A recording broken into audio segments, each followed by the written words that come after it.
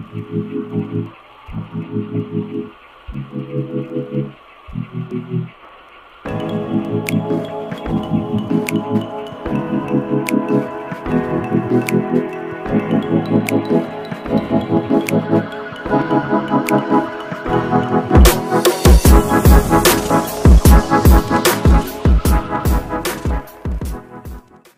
pagi semua. Selamat pagi, Cikgu. Assalamualaikum, sehat selalu. Selamat bertemu lagi dengan Utani Channel. Pagi ini saya ingin menjelaskan atau sharing sedikit ide untuk anggrek dendrobium. Anggrek dendrobium ini dia berbunganya banyak ya dalam satu tangkainya. Cuma biasanya anggreknya bunganya kecil-kecil, tapi ini jenis besar dan ini ada jenis kecilnya.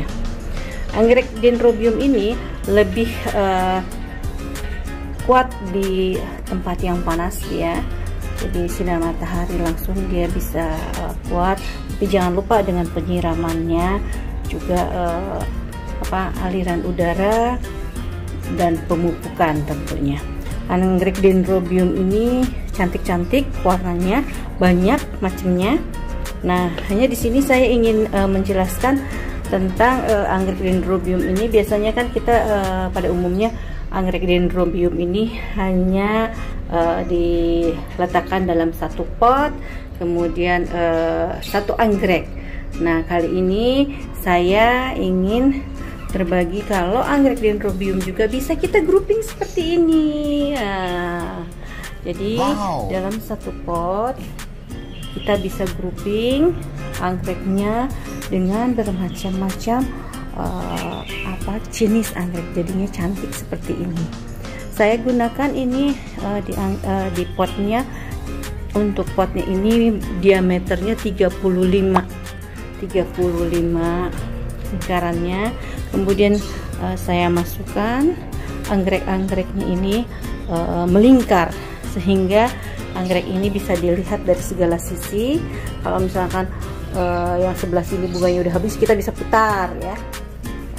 Nah, seperti tadi saya sebelah sana udah habis tuh bunganya, saya putar nih. Jadi anggrek ini biasanya dia sering terus berbunga untuk bunga anggrek dendrobium ini. Itu untuk medianya saya gunakan sama ini pakis cacah nih, pakis cacah ya, pakis cacah. Jadi kita masukkan pertama-tama kita masukkan si anggrek-anggreknya, kemudian kita masukkan pakis cacahnya di atasnya seperti biasa gitu.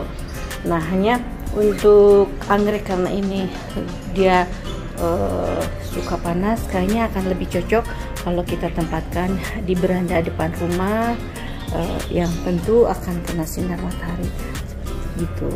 Nah, saya taruh ini di beranda depan rumah. Waktu itu saya tukar dengan pentapolis karena pentapolis waktu itu anggrek bulannya sinar mataharinya terlalu panas pada musim ini. Akhirnya saya tukar dengan anggrek dendro seperti ini. Nah, untuk anggrek dendro ini dia keluarnya tanamannya biasanya dari paling ujung bunga ininya. Ya, tapi tidak menutup kemungkinan dia dari pinggir, tapi ini kebanyakannya dari ujung. Dia dari ujung tangkai dia berbunga. Nah, seperti ini dia sudah, ini tidak dari ujung tapi dari sela. Ini dari sela ini udah mulai berbunga juga nih. Ini terakhir kemarin ada bunganya udah dipotong, udah habis. Nah, ini sekarang dia tumbuh lagi dari sela ini. Nanti kalau misalkan kita habis si bunganya, kita harus potong.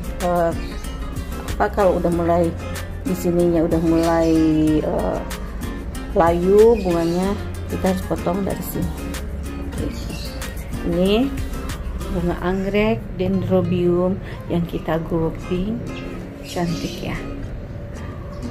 Sebelah sana juga saya buat. Jadi saya buat kanan kiri di depan rumah seperti ini. Nah, ini ada yang berbentuk melingkar-lingkar begini anggreknya tuh. Dia tetap anggrek Dendrobium ini tetap punya ini nih, sama hampir-hampir sama kayak Penelopolis ya, punya lidahnya tuh. Jadi bentuknya kecil-kecil sekali. Kalau anggrek bulan kan lebih besar dari ini, dan ini jenisnya dia lebih panjang untuk kelopak-kelopak untuk Dendrobium. Tapi ada juga yang agak mirip-mirip Penelopolis tapi lebih kecil seperti ini.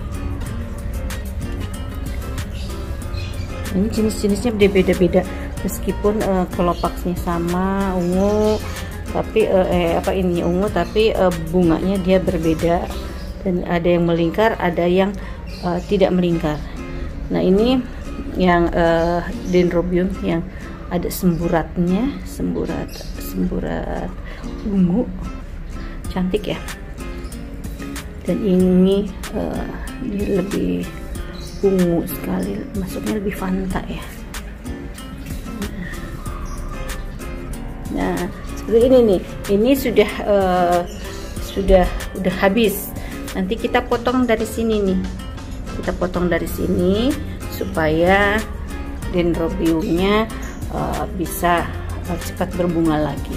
Untuk penyiraman Dendrobium ini disiram biasa aja, atau kalau pas pemupukan kita semprot. Oke, mungkin begitu ide dari saya. Jadi tidak hanya Penelopolis atau anggrek bulan yang bisa di-grouping, ternyata anggrek Dendrobium juga cantik kalau di-grouping. Jangan lupa like ya, like, subscribe, dan share. Assalamualaikum. Terima kasih sudah menonton video Botani Channel.